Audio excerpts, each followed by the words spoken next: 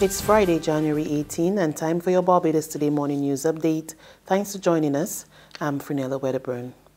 The Transport Board has no plans to start charging school children to ride on its buses. That's according to Chairman of the state-run entity, Gregory Nichols, who says plans for the resurgence of the cash-strap organization have been submitted to Cabinet, but it does not include a reversal of the 2018 free bus fare policy for school children. Nichols made it clear that as long as government remained committed to footing the bill, the organization was more than happy to continue to provide the service.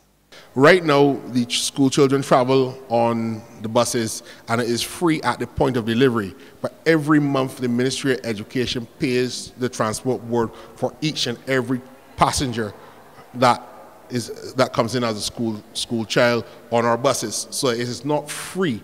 It's free at the point of the service, the delivery of that service. But we are paid by the Ministry of People's Empowerment for all of the pensioners, and we're paid by the Ministry of Home Affairs for the police who drive on the buses free as well. So that there are no free bus fares in Barbados per se. So that as long as the government believes that it can continue to maintain that policy, we will be guided by the policy of the government of Barbados. There has been no recommendation from your board to end that in any way? Well, school children and pensioners make up over 45% of our revenue. So if government makes a decision, we're not going to make a decision or recommendation because as I said, we get revenue from it. So it's not a concern of the Transport Board right now. Nichols also spoke about the second round of the entity's restructuring process, saying the Transport Board and the Barbados Workers Union will meet for talks within the next 7 days on the way forward. The difference in terms of this next phase under the work program is that a number of the employees who will be retrenched will be rehired by Transport Board, but not directly as employees of Transport Board. And so that under the work program, one of the fundamental planks of this phase of the program is that there are services that can be provided to Transport Board that don't have to be provided by an employee. That the payroll cost will significantly reduce the operating expenditure of the organization, right? Suffice it to say, you are following a board program guideline, and there must be some sort of timeline by which. And Corville, I am not prepared to state that because I have not formally entered into discussions with the union. So for me to come and say to Barbados today what the time frame would be like me going into discussions with the union representative already stating what the outcome would be, and that would not be fair to them. Illegal drugs and alcohol abuse have been identified as a leading cause of absenteeism and poor workplace performance among employees.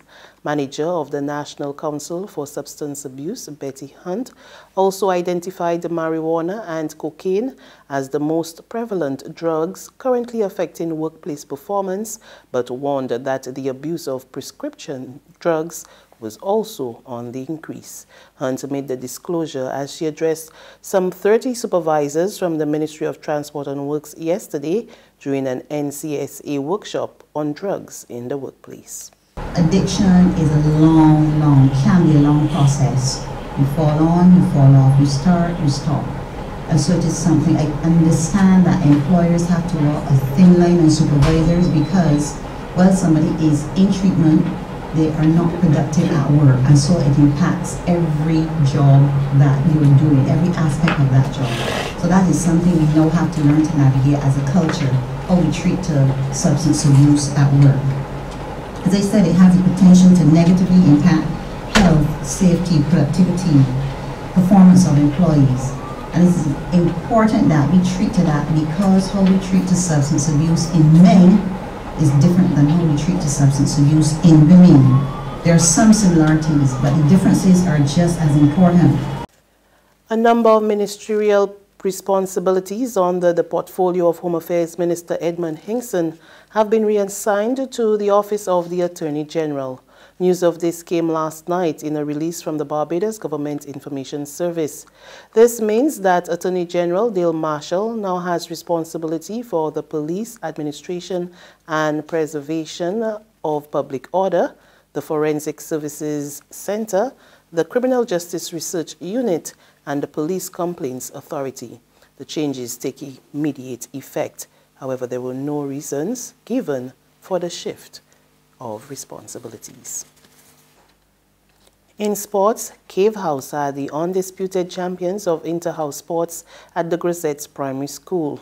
The reigning champions retained the Inter-House Athletics Trophy for the third straight year yesterday when they secured 721 points at the Usain Bolt Sports Complex.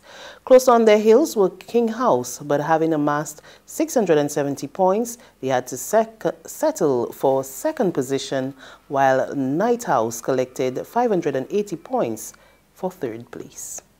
There's regional and international news after this short break.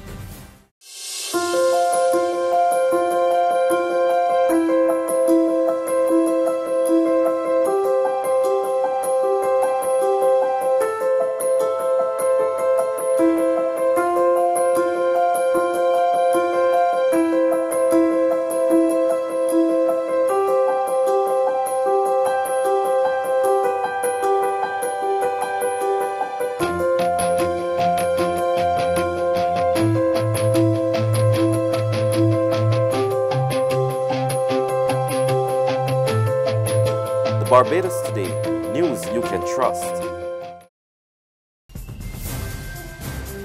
In news from the region, we head to Grenada, where there is an EC $5,000 bounty on the head of a prisoner who escaped over a week ago.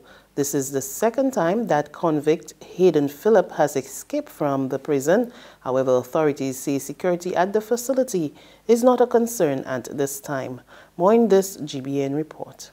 On Thursday, Assistant Superintendent of Prisons, Fimba Charles, confirmed that a $5,000 reward is in place on the recapturing of Hayden Phillip, who escaped the walls of Her Majesty's prison 1 week ago. He also stated that this is the highest alert level ever issued for an escaped prisoner. I would have seen information printed with that on it. Well, I'm now reminded that it is confirmed that a reward is out. Well, seeing that it is a reward coming from the prison, I would obviously assume it would be the prison responsible. Phillip is currently serving a 2-year sentence for contempt of court. Superintendent Charles says this is Phillip's second escape from police custody. However, he is not concerned about the level of security at the prison at this time. No, I'm not all that concerned, no. I think the security of the prison, you would never find 100% in anything that you have or do. But I would say the prison, I'm comfortable with the security. Charles said in light of this recent incident, more emphasis will be placed on proper training for prison officers, as well as the installation of cameras around the premises. And finally, at least 9 people died and 50 others were injured when a car bomb exploded at a police academy in Colombia's capital, Bogota, on Thursday. The details of that story in this Reuters television report. At least 9 people were killed when a car bomb detonated at a police academy in Bogota on Thursday, but so far authorities say no single group has claimed responsibility for the attack. The car slammed into the grounds of the training academy in the south of the capital, and the explosion ripped through the surrounding area, damaging apartment buildings. The Defense Ministry has not said if the casualties were police or civilians. President Iván Duque, who had been attending a security meeting in Western Colombia, rushed back to the capital. He described the attack as a terrorist act on police. Colombia ratified a peace accord between the government and FARC rebels in late 2016, but the ELN remains active. And that's news, but for the very latest, visit our website at www.barbadostoday.bb. You can also subscribe to our e-paper email updates or like us on Facebook and sign up for our breaking news alerts via WhatsApp. We're also on Izumi Media and bus terminals, as well as screenplay at supermarkets and gas stations near you. And you can also hear us on Mix 96.9 FM and Capital Media HD 99.3 FM. I'm Fernella Wedderburn. Good morning.